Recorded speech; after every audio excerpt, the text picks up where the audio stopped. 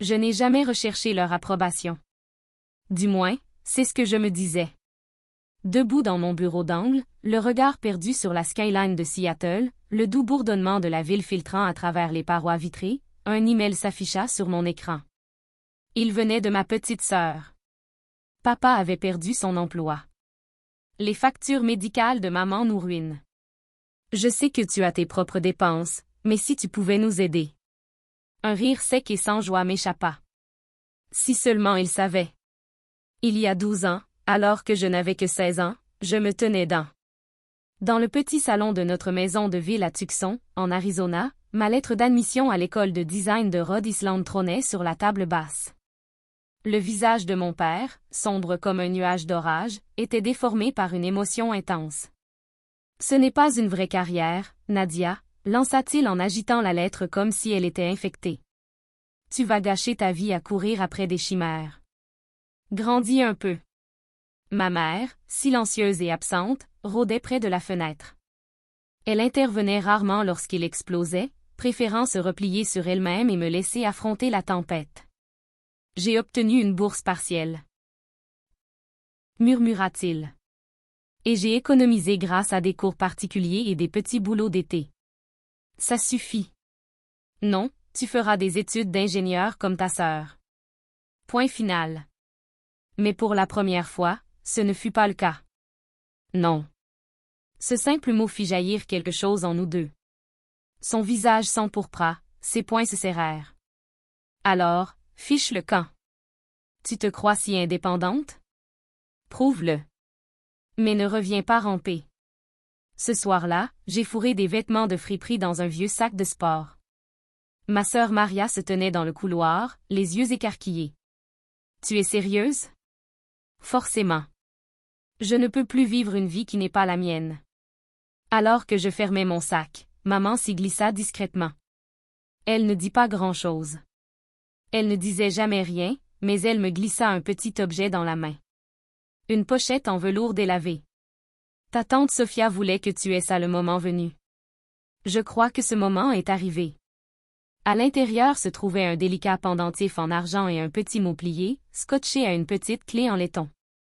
Un coffre-fort.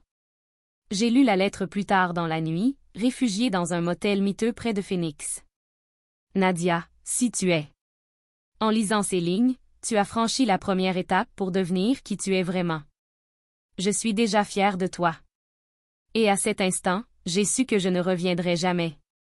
Ni pour supplier, ni pour me justifier, mais seulement pour construire. J'ai toujours su que tu le ferais. C'était la première phrase de la deuxième lettre dans Sophia. La clé ouvre le coffre numéro 132 à la Puget Sound Credit Union. Ouvre-le quand tu seras prêt, À l'intérieur, tu trouveras tout ce qu'il te faut pour commencer. Et souviens-toi, le véritable art ne se limite pas à créer de la beauté. Il s'agit de trouver de la valeur là où d'autres ne voient rien. Avec toute mon affection, tante Sophia. Le lendemain matin, je suis entrée dans la caisse de crédit de Puget Sound, les doigts tremblants, en tendant ma carte d'identité. Le coffre-fort n'était pas grand, mais son contenu semblait immense. Quelques bijoux anciens en argent, des piles de documents soigneusement reliés et une lettre à mon nom, écrite de la main de Sophia. Ce mot dévoilait un secret. Tante Sophia n'avait pas été une simple collectionneuse de jolis bibelots. Elle avait été une antiquaire de renom dans les années 1940. Il se constituait discrètement un héritage caché. Ces pièces d'argenterie n'étaient pas de vulgaires souvenirs. C'étaient d'authentiques créations art nouveau et art déco du début du XXe siècle, rares et exquises, transmises de génération en génération avec soin. Apportez-les à Marco Duca chez Rin City Antique. Il saura en connaître la véritable valeur. Mes jambes ont failli me lâcher lorsque Marco a terminé son estimation. Les pièces dans la boîte étaient estimées à plus de 430 000 $. Mais ce n'était pas ce chiffre qui allait bouleverser ma vie. Marco a incliné la tête et m'a examiné. Tu as un sens du détail que la plupart des gens ne développent jamais. As-tu déjà pensé à apprendre le métier? C'est ce qui a tout déclenché. Marco m'a pris sous son aile et m'a tout appris. Comment authentifier les métaux et les pierres, comment lire les documents de providence, comment négocier discrètement aux enchères et comment repérer les trésors cachés dans les ventes aux enchères poussiéreuses. J'étais conquis. À 19 ans, j'avais lancé une petite boutique en ligne de bijoux vintage. À 23 ans, j'ouvrais ma première boutique physique à Capitol Hill. Aujourd'hui, à 26 ans, je possède une chaîne de boutiques privées. Des galeries d'antiquités sur toute la côte ouest, une fortune personnelle de plus de 14 600 000 $. Et pas un seul article ne mentionnait mon nom. Ma famille croyait encore que je faisais des petits boulots dans le commerce ou que je louais un minuscule studio quelque part à Spokane. Ça me convenait. Une croissance discrète et tranquille, jusqu'à ce courriel de Maria. Papa a perdu son emploi. Maman écroulant sous les factures d'hôpital. Pourrais-tu nous aider, même un peu? J'ai fixé le message, puis j'ai pris mon téléphone. Salut Maria, amène maman et papa à mon bureau demain. Ton bureau? Comme la boutique de dépôt-vente où tu travaillais? Non, mon vrai bureau. La Tour Renée. Je t'envoie l'adresse par SMS. Maria rit, un peu incertaine. On verra bien. La Tour Renée. Tu ne peux pas entrer comme ça. Je souris en admirant la vue imprenable sur la ville depuis mes fenêtres. J'ai acheté la Tour Renée comptant au printemps dernier. Crois-moi, Maria, ils me laisseront entrer. Sois juste là. 9 heures et Maria dit à papa et maman d'apporter tous les documents de leur prêt immobilier. Absolument facile. Le lendemain matin, debout à la fenêtre de mon bureau, au dernier étage de la Tour Renée, je regardais le vieux SUV bleu de ma famille s'engager dans l'entrée privée en contrebas. Même à 30 étages de hauteur, je percevais l'incertitude dans leurs mouvements lorsqu'un agent de sécurité en uniforme s'avança, les guidant à travers le hall principal jusqu'à l'ascenseur réservé à une poignée d'occupants. Une douce sonnerie de l'interphone me tira de ma contemplation. Mademoiselle Russo, votre famille est arrivée, annonça mon assistante. Faites-les entrer. J'ai répondu d'une voix calme en me tournant de la fenêtre vers la porte. Dès qu'ils ont franchi le seuil, j'ai vu le choc les parcourir. Papa s'est figé au milieu de l'élégant bureau, les yeux rivés sur le parquet en noyer poli et les baies vitrées qui encadraient la silhouette ensoleillée de Seattle. Maman s'est agrippée à l'encadrement de la porte, son regard balayant l'espace dans un silence stupéfait. Maria se tenait raide derrière eux, clignant rapidement des yeux comme si elle tentait d'effacer la scène par la seule force de sa volonté. Ils étaient venus s'attendant à une boutique de dépôt-vente exiguë. Un espace de coworking, tout au plus. Pas un bureau-galerie d'art au plafond, orné de sculptures art nouveau rares et de vitrines exposant de l'argenterie ancienne et des pierres précieuses. Pas un bureau en palissandre sur mesure, ayant appartenu à la famille Rockefeller. Et certainement pas cette vue panoramique sur Seattle qui s'étend à mes pieds comme un triomphe discret. Nadia, murmura maman d'une voix tremblante. Qu'est-ce que c'est que tout ça?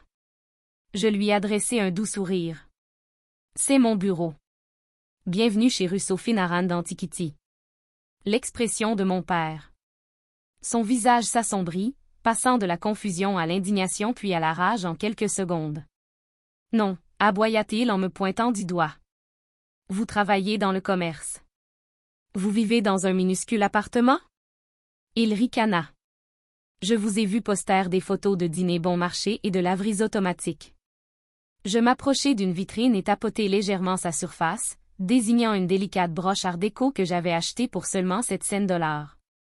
En réalité, je suis la PDG et fondatrice de la plus grande maison de courtage d'antiquités privée de la côte ouest. Ces publications, c'était du théâtre. Une fiction soigneusement orchestrée. Maria resta bouche bée, mais aucun mot ne sortit. La tour régnait. Balbutia-t-elle finalement. Elle m'appartient, conclus-je doucement. Techniquement, la propriété était au nom de la société, mais comme j'en étais le propriétaire, elle m'appartenait tout de même. C'est alors que papa explosa. Tu nous as caché ça. Ta famille, en secret. Quoi? Quoi? L'interrompis-je. Réussir en secret. Construire quelque chose de concret. Te prouver que tu avais tort. Je retournai à mon bureau, m'assis et désignai le dossier d'un signe de tête. Il la serrait dans sa main. Parlons maintenant de votre prêt immobilier. Un silence pesant s'installa. La colère de papa s'évapora, laissant place à un silence stupéfait. Maman tendit la main, ses doigts effleurant le bord poli de mon bureau, cherchant la preuve que ce n'était pas un rêve impossible. Et si vous pensez que cette conversation était intense, attendez d'entendre la suite. Restez à l'écoute. J'ai encore beaucoup à dire sur la façon dont j'ai transformé le silence en pouvoir. Maria resta là, les lèvres entr'ouvertes, fixant la sculpture originale de Shauli qui scintillait à côté de mon expresso. J'ouvris mon ordinateur portable, accédai à mon tableau de bord professionnel et pivotai lentement l'écran vers eux. Puisque nous sommes francs, voici mon solde actuel. 14 236 542 $. Maman laissa échapper un cri d'effroi et porta instinctivement la main à sa poitrine. Les doigts de papa blanchirent sur l'accoudoir du fauteuil en cuir lisse. Maria laissa tomber le dossier qu'elle serrait comme une bouée de sauvetage. Le même porte-document en cuir de luxe qu'elle avait fièrement exhibé à Noël dernier après sa promotion. « Voilà, dis-je calmement. Voilà pourquoi tu es là, dit Maria en faisant glisser un épais dossier sur le bureau. Tu as 3 mois de retard sur ton prêt immobilier. La procédure de saisie est en cours. Maria cligna rapidement des yeux. Comment? Comment le sais-tu? Je ne bronchais pas, je possède une participation majoritaire dans Cascadia Trust, ton organisme de prêt. Je sais tout. Je tournai mon regard vers papa. Tes opérations spéculatives risquées, les factures médicales de maman, puis vers Maria et ton projet de revente d'appartements à Capitol Hill, complètement à découvert. Un silence pesant s'installa dans la pièce, seulement troublé par le léger bourdonnement de la ville. Dehors. Finalement, la voix de papa parvint à s'échapper. Tu savais qu'on se noyait et tu n'as rien dit. On est ta famille, Nadia. Je me levai lentement, posant fermement mes 2 paumes sur la surface fraîche de mon bureau en palissandre. Te souviens-tu de la nuit où tu m'as dit de partir? Ne reviens pas en rampant quand tu auras échoué. C'étaient tes mots.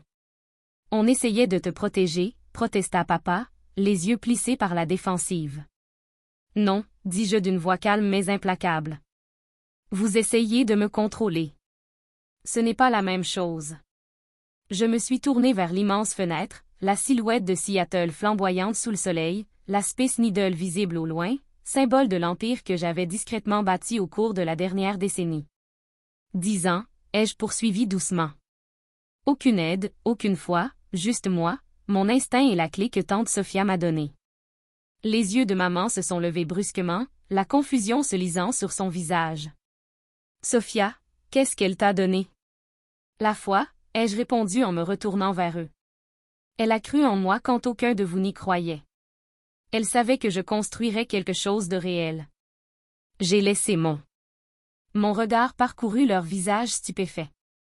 À chaque fête, tu te moquais de moi. Tu joues encore avec les antiquités.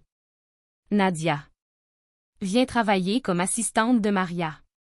Nadia. Maria baissa les yeux.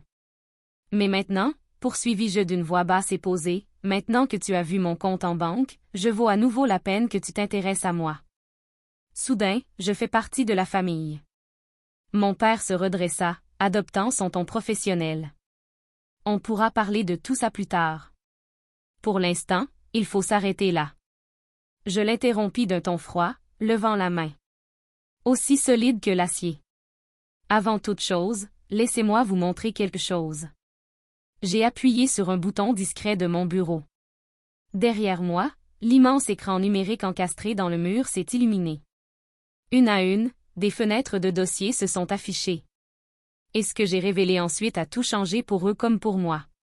Si vous êtes aussi curieux qu'eux, abonnez-vous pour ne pas manquer la suite de l'histoire de comment les secrets sont devenus mon plus grand pouvoir. Relevé bancaire, titre de propriété, prêt, défaut de paiement, relevé d'investissement. Ceci, ai-je dit. Tout s'affiche. Chaque prêt, chaque dette, chaque mauvaise décision. Le montant total pour repartir à zéro et tout stabiliser est exactement de 2 400 000 $. 0,0 Les yeux de mon père ont brillé d'une lueur que je n'avais pas vue depuis 10 ans. De l'espoir. Les lèvres de Maria s'entr'ouvrirent, partagées entre incrédulité et soulagement. Maman tendit la main et effleura le dos de la mienne du bout des doigts. Je me suis retiré doucement.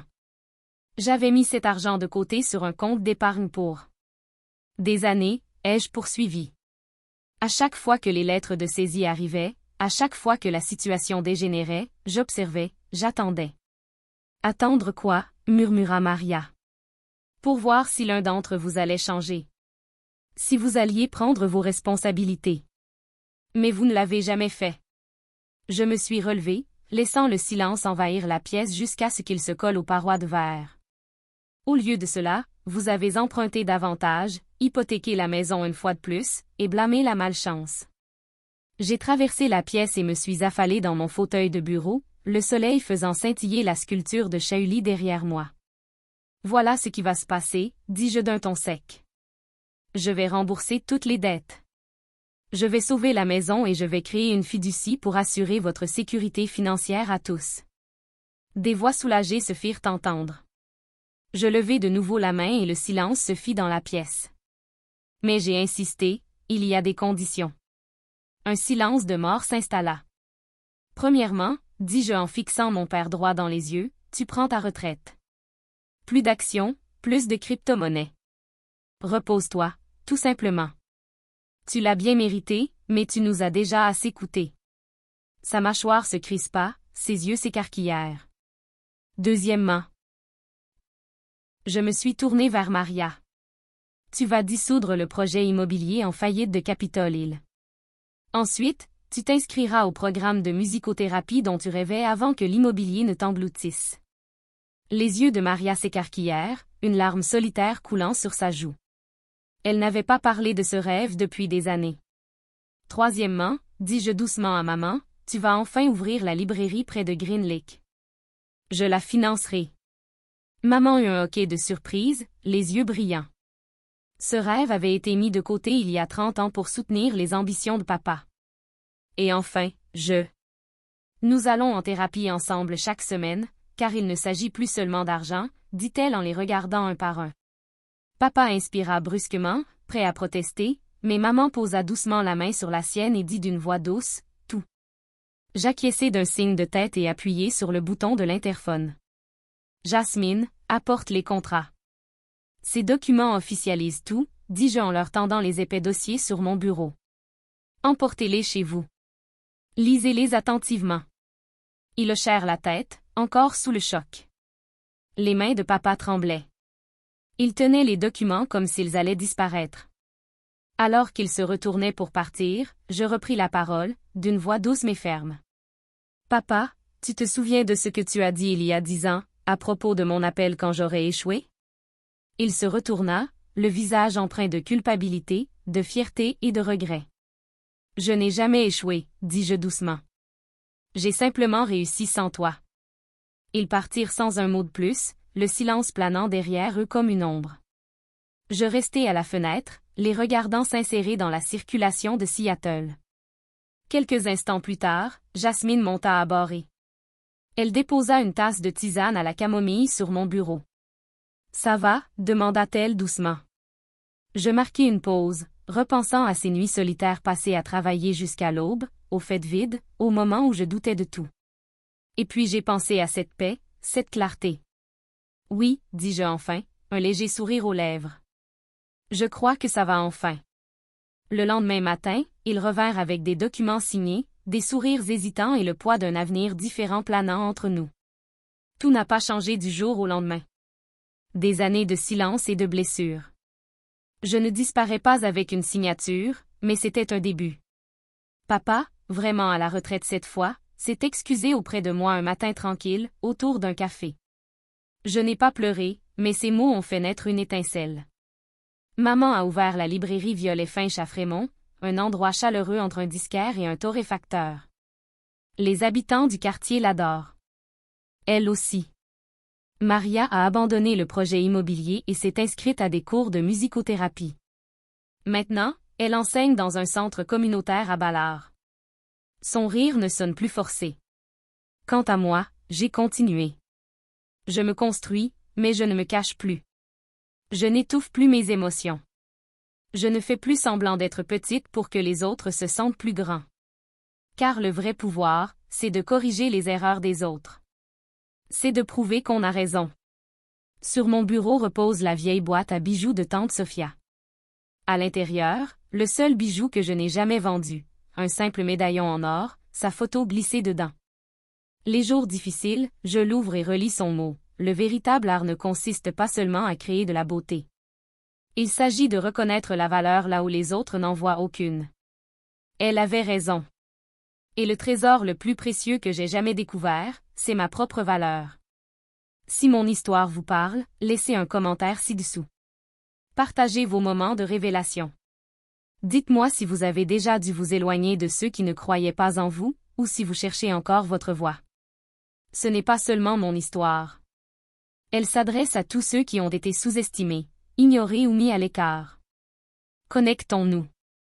Construisons une communauté pour les bâtisseurs, les rêveurs, les brebis galeuses devenues visionnaires. Je n'ai pas partagé ceci pour susciter la pitié ou les éloges.